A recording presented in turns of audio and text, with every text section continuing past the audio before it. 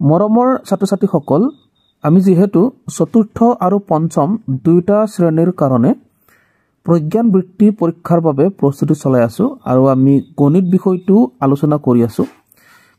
আমি কেইটামান গণিতৰ প্ৰশ্ন লৈ আহিছো আজি এই ভিডিঅ'ত আলোচনা কৰিম। এই প্ৰশ্নসমূহ চতুৰ্থ আৰু পঞ্চম দুয়োটা শ্ৰেণীৰ কাৰণে উপযোগী হ'ব। মই তোমালোক কৈ আছো যে প্ৰতিযোগিতামূলক পৰীক্ষাসমূহত প্ৰায় একে ধৰণৰ প্ৰশ্ন অহা দেখা যায়, সেইকাৰণে একেলগে শিকাই আছো। গতিকে তোমালোকে মনোযোগেৰে ভিডিঅ'সমূহ চাই যাবা।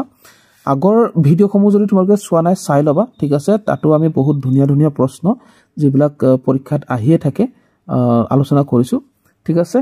সো আজি আমি দেৰি নকৰাকৈ আৰম্ভ কৰোঁ। ইয়াতে তোমালোকে প্ৰথম প্ৰশ্নত দেখিবলৈ পাইছা, ইংৰাজী অসমীয়া দুইটাৰে আছে, ঠিক আছে। আমি অসমীয়াটোকে পঢ়িম। ইয়াত কৈছে 10 লাখৰ পূৰ্ব আৰু উত্তৰাধিকাৰীৰ পাৰ্থক্য হ'ল। সো 10 লাখৰ কথা কৈছে, 10 লাখৰ পূৰ্ব আৰু তাৰ পিছৰ সংখ্যা দুটাৰ মাজৰ পাৰ্থক্য। সো প্ৰথমতে আমি 10 লাখটো লিখি ল'ম হা। 10 লাখ, একক, দশক, শতক, হাজাৰ, অযুত, লাখ। ওকে, 10 লাখ। লাখৰ ঘৰত আমি 10 বহুৱাই দিলোঁ, 10 লাখ হৈ গ'ল। তাৰপিছত আমাক 10 লাখৰ আগৰ বুলি কৈছে, ঠিক আছে। ইয়াত আমি যদি চাওঁ কেইটা অংক আছে, 1 2 3 4 5 6 7টা অংক আছে। গতিকে ইয়াৰ আগৰ অংকটো 6টা, 9 দিলেই হ'ব। 1 2 3 4 5 6। ওকে, এইটো হৈছে 10 লাখৰ পূৰ্ব, ঠিক আছে। পূৰ্ব বুলি কৈছে না, সেইকাৰণে আগৰ।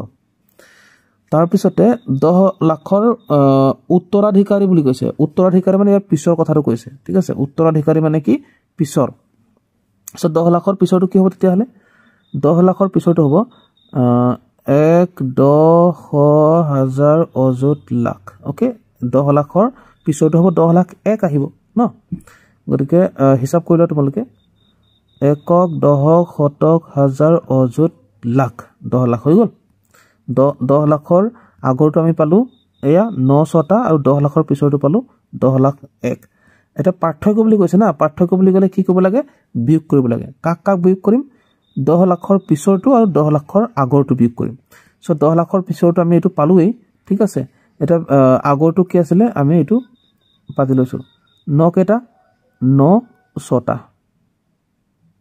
ওকে, কি কৰিম? জাষ্ট বিয়োগ কৰিম। বিয়োগ কৰিলে আমি এই 10ৰ পৰা এইফালে কি কৰিম? ধাৰ কৰিম। যদি ধাৰ কৰোঁ কি হ'ব? 11 হ'ব। যদি 11 হয়, 11ৰ পৰা 9 গুচি গ'লে কিমান থাকিব? 2। আৰু বাকী ইয়াত 9 থাকি যাব 0, ইয়াত 9 থাকিব 0, গোটেইটো 0 হৈ যাব তাৰমানে, ঠিক আছে। গতিকে উত্তৰ কি হ'ব? উত্তৰ হ'ব 2, ঠিক আছে। অপশ্যন 2টো হৈছে শুদ্ধ উত্তৰ। অ'কে, গতিকে কেনেকৈ কৰিলোঁ তোমালোকে বুজিব পাৰিলা নিশ্চয়। যদি বুজিবলৈ অসুবিধা পাইছে অকণমান ৰিভাইজ কৰি চাবা, বহুত ধুনীয়াকৈ বুজিব পাৰিবা। চ' নেক্সট আহিলোঁ চোৱা, 2 নম্বৰত কৈছে সৰ্বোচ্চ 7 অংকৰ সংখ্যাৰ পৰা কি বিয়োগ কৰি ইমান পাব পাৰি, ঠিক আছে। গতিকে কি কৈছে? সৰ্বোচ্চ 7 অংকৰ সংখ্যাৰ পৰা কি বিয়োগ কৰিলে এইটো পোৱা যাব বুলি কৈছে। চোৱা, সৰ্বোচ্চ 7 অংকৰ সংখ্যাটো কি হ'ব চাই লোৱা। সৰ্বোচ্চ 7 অংকৰ সংখ্যাটো হ'ব 9 7টা। 1 2 3 4 5 6 7, 9 7টা হ'ব। চ' ইয়াৰ পৰা আমি কি বিয়োগ কৰিম যাতে আমি এইটো পাম? এইটো মানে 65,83,210। এইটো আমি জাষ্ট বিয়োগ কৰি দিলে উত্তৰটো ওলাই যাব। সেইকাৰণে আমি ইয়াত পাতি লৈছোঁ। কি কি আছে? এককৰ পৰা লিখোঁ 0 1, তাৰপিছত 2 আহিলে, তাৰপিছত 3 আহিলে, তাৰপিছত 4 আহিলে, তাৰপিছত 5 আহিলে, তাৰপিছত 6 আহিলে। আমি এইটো বিয়োগ কৰি দিলে আমি উত্তৰ পাই যাম, ঠিক আছে। মানে কৈছিলে কি ইয়াৰ পৰা কি বিয়োগ কৰিম যাতে আমি এইটো পাম। গতিকে এইটোকে বিয়োগ কৰিছিলে উত্তৰটো ওলাই যাব। অ'কে, গতিকে আমি 9 এইটো হ'ল। তাৰপিছত এইফালে 9ৰ পৰা 1 গ'লে কি হ'ব? 9ৰ পৰা 1 গ'লে এইফালে 9ৰ পৰা 0 গ'লে 9 হ'ল। 9ৰ পৰা 1 গ'লে 8 হ'ব। 9ৰ পৰা 2 গ'লে 7 হ'ব। 9ৰ পৰা 3 গ'লে 6 হ'ব। 9ৰ পৰা 4 গ'লে 5। 9ৰ পৰা 5 গ'লে 4 আৰু 9ৰ পৰা 4 গ'লে 3। কি পালো এইটো 34,56,789 গতিকে কোনটো পালো আমি 3456789 এইটো অপচন ডি টো শুদ্ধ উত্তৰ ঠিক আছে গতিকে কেনেকৈ কৰিব লাগে তোমালোকে বুজিব পাৰিছা ইয়াত যেটো ইয়াত টিক মাৰি থৈছে এইবোৰ ভুল আছে এইবোৰ তোমালোকে নাচাবা okay sorry okay so next ahile etia next 3 number to saw et koise etu 1,10,000 অযুত লাখ নিযুত কোটি 10 কোটিৰ পৰা কিমান 100 বিয়োগ কৰিব লাগে সো আমি ইয়াত 10 কোটি লিখি লওঁ একক দহক শতক হাজাৰ অযুত লাখ নিযুত কোটি ওকে 10 কোটি না গতিকে ইয়াত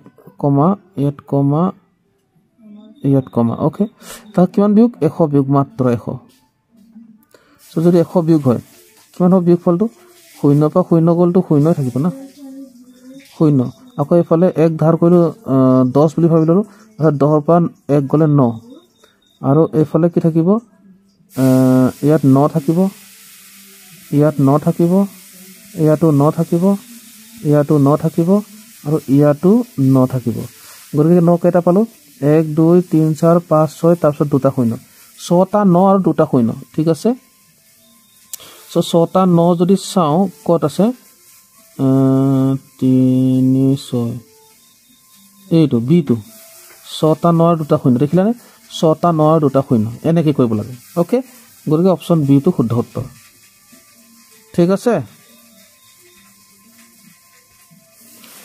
তাৰ পিছত 4 নম্বৰটো চোৱা 4 নম্বৰত কৈছে 5ৰে হৰণযোগ্য সংখ্যাটো অৰ্থাৎ ইয়াত যে দিয়া আছে এই কেটাৰ ভিতৰত 5ৰে কোনটো হৰণ যাব এটো সুধিছে ওকে সো 5ৰে হৰণ যাবলৈ তোমালকে সদায় এটা কথা মনত ৰাখিবা 5ৰে যদি হৰণ যাবলগীয়া হয় যিকোনো সংখ্যা এককত 0 বা 5 থাকিব লাগিব যেনে মই যদি কওঁ 7015 বলে এইটো 5ৰে হৰণ যাবনে যাব কিয় যাব কাৰণ ইয়াৰ এককটো চাব লাগে এককটো কি আছে 5 আছে বা 6910 এইটো বলে 5ৰে বাৰ যাবনে যাব কিয় যাব কাৰণ এককত 0 আছে অৰ্থাৎ 5ৰে বাৰ যাবলৈ হলে এককত 5 বা 0 থাকিব লাগিব অন্য সংখ্যা থাকিলে নহব যেনে 7341 এইটো বলে 5ৰে বাৰ যাবনে তেতিয়াকো আমি না যাব কিয় ইয়াৰ এককত 0 বা 5 নাই 1 হে আছে কথাটো বুজি পালানে গতিকে এই 4 নম্বৰটোৰ উত্তৰটো হ'ব অপচন ডি অৰ্থাৎ 425 এটো 5ৰে হৰণ যাব হ'ব বুজি পালা ওকে ঠিক আছে সো নেক্সট 5 নম্বৰ কৈছে চোৱা এটো আৰত যোগ কৰা 25ৰ বাবে অভিব্যক্তি দিয়া ঠিক আছে ইয়াত কৈছে 25 হবৰ বাবে ঠিক আছে আৰত যোগ কৰা 25ৰ বাবে give expression for 25 added to r okay মানে কৈছে 25ৰ লগত যে r যোগ কৰিছে ইয়াৰ বাবে কোনটো হ'ব এই কথা বুজাইছে 25ৰ লগত r যোগ কৰা মানে 25ৰ লগত r যোগ কৰা মানে কিমান হ'ব 25ৰ লগত r যোগ কৰা মানে এনেকুৱা হ'বনে বা এনেকুৱা হ'বনে বা এনেকুৱা হ'বনে এই কথাটো সুধিছে ঠিক আছে অপচন এ টোৰ কি আছে 25 যোগ r এইটো 25 যোগ r বি টোৰ কি আছে 25 বিয়োগ r 25 বিয়োগ r সি টোৰ কি আছে 25 পূৰণ মানে 25 পূৰণ r মানে পূৰণ সিটো নাই যদিও তাত পূৰণ হৈ থকা বুজায় 25 r ওকে গতিকে 25ৰ লগত r যোগ কৰাটো কোনটো শুদ্ধ হ'ব এইটো হ'ব না অপচন কো হ'ব অপচন এ টোৱে শুদ্ধ হ'ব 25 যোগ r ওকে এটো হ'ব অপচন এ টোৱে ইয়াৰ শুদ্ধ উত্তৰ 5ৰ এ টো ওকে সো নেক্সট চোৱা 6 নম্বৰটো চোৱা 6 নম্বৰটো কৈছে যে প্ৰতিটো সমীকৰণৰ কাখৰ বন্ধনীত দিয়া মানবোৰৰ পৰা সমাধানটো বাছি উলিওৱা ঠিক আছে ইয়াত কৈছে এই যে দিয়া আছে এইটো p minus 5 equal to 5 এই বুলি কৈছে আৰু বন্ধনীৰ ভিতৰত দিয়া আছে বন্ধনীৰ ভিতৰত কি আছে বন্ধনীৰ ভিতৰত দিয়া আছে 0 10 5 আৰু -5 অৰ্থাৎ কি বুজি পাইছা যে ইয়াত যে p আছে এই পিৰ ঠাইত কি বহুৱালে আৰু 5 বিয়োগ হলে ইয়াত 5 পাবা এইটো সুধিছে তাৰমানে মানে ইয়াত তোমাক পিৰ মানটো বিচাৰি আছে যে পিৰ ঠাইত আমি কোনটো বহুৱাম 0 বহুৱাম নে 10 বহুৱাম নে 5 বহুৱাম নে বিয়োগ 5 বহুৱাম যাতে আমি কি পাব লাগিব আমি 5 পাব লাগিব ঠিক আছে সেইকাৰণে আমি এটা ভাবি চাম পিৰ ঠাইত আমি কি বহুৱাম যাতে আমি 5 বিয়োগ কৰিলে 5 পাম সো আমি যদি পিৰ ঠাইত 10 বহুৱাই দিওঁ 10 যদি বহুৱাই দিওঁ আৰু যদি 5 বিয়োগ কৰো তেতিয়ালে কি পাম 5 পাম গৰে আমাৰ শুদ্ধ উত্তৰ কি হ'ব 10 হ'ব গৰে অপচন ডি টু শুদ্ধ উত্তৰ ওকে বুজিব পাৰিছা নেক্সট হল নেক্সট 7 নম্বৰ মন কৰে ইয়াত কৈছে যে এটা টুপলাত x আম থাকে 5টা টুপলাত কিমান আম থাকিব ঠিক আছে এটা টুপলাত কেটা আম xটা আম এটা টুপলাত xটা আম ঠিক আছে সো 5টা টুপলাত কেটা আম হ'ব 5টা টুপলাত কেটা হ'ব x 5টা হ'ব তেনেকৈ কৰিব পাৰি ঠিক আছে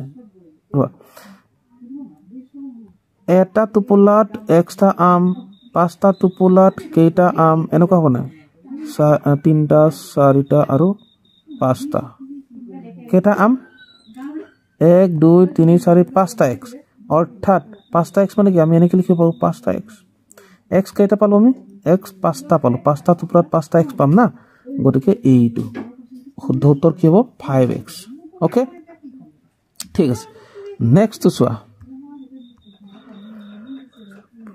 নেক্সট হৈছে এটো বিয়োগ 30 আৰু বিয়োগ 12 ৰ যোগফল সো বিয়োগ 30 হা বিয়োগ 30 আৰু বিয়োগ 12 ৰ যোগফল গতিকে আমি এনেকৈ পাতিম সো বিয়োগ 30 মানে আমি এনেকৈ পাতিলো আৰু বিয়োগ 12 মানে এয়া আৰু যোগফল বুলি কৈছে না যোগফল বুলি কোৱাৰ কাৰণে আমি যোগ চিহ্ন দিলো ঠিক আছে সো ইয়াত আহিব বিয়োগ 30 এটো মাইনাসে প্লাসে মাইনাস এফালে 12 ওকে তাৰ পিছতে দুইটাৰ আগত একে চিন আছে এটো মনত ৰাখিবা যদি দুইটাৰ আগত একে চিন থাকে না সদায় যোগ হ'ব কিন্তু ডাঙৰটোৰ আগত কি চিন থাকে এটো বহে সো 30 ৰ আগত বিয়োগ চিন আছে 30 টো ডাঙৰ সেই কাৰণে বিয়োগ চিনটো বহুৱালো কিন্তু দুইটাৰ আগত একে চিন থকাৰ কাৰণে যোগ হ'ব অৰ্থাৎ কি হ'ব 30 আৰু 12 যোগ কৰিলে আমি 42 পাম উত্তৰটো কি পালো তেতিয়া হলে বিয়োগ 42 অপচন এ টু শুদ্ধ উত্তৰ ঠিক আছে তাৰ পিছতে চাবা নেক্সট আমি নোট পাইছো হা